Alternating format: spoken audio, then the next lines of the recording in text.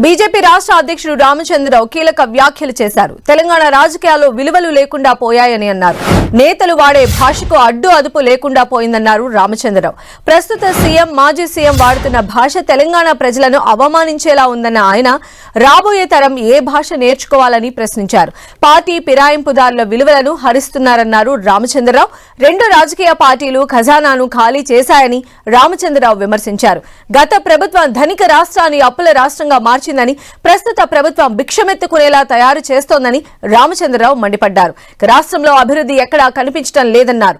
Telangana rising అన్నారని ఎక్కడ ఏ company వచ్చిందో తెలియదని రామచంద్రరావు విమర్శించారు.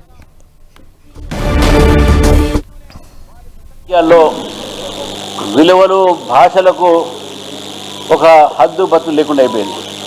ఒకవైపు పార్టీ ఫిరాయింపుదారులు విలువల్ని తగ్గిస్తూ ఉంటే రాజకీయాల్లో, మరోవైపు రాజకీయ నాయకులు, ముఖ్యమంత్రితో సహా, అపోజిషన్ లీడర్తో సహా వారు వాడే భాష ఏదైతే ఉందో ఇది తెలంగాణ ప్రజల్ని అవమానపరిచేటటువంటి ఒక విషయాన్ని మనం గుర్తుంచుకోవాలి.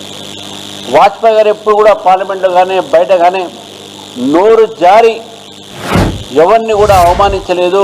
కేవలం రాజకీయ విమర్శలు మాత్రమే చేశారు, సైద్ధాంతిక విమర్శలు చేశారు. కానీ నిన్న చూసాం మనం, ప్రధాన ముఖ్యమంత్రి గారు, అంతకుముందు మాజీ ముఖ్యమంత్రి గారు, వారు మాట్లాడిన భాషలు, మరి వారికి ప్రతీకారమైన భాష ఈయన ముఖ్యమంత్రి గారు. అంటే తెలంగాణలో రాబోయేటటువంటి తరము ఏ భాష నేర్చుకోవాలి, ఏ రాజకీయాలు నేర్చుకోవాలి, ఒక్కసారి ఈ రాజకీయ పార్టీలు ఆలోచించాల్సిన అవసరం లేదు.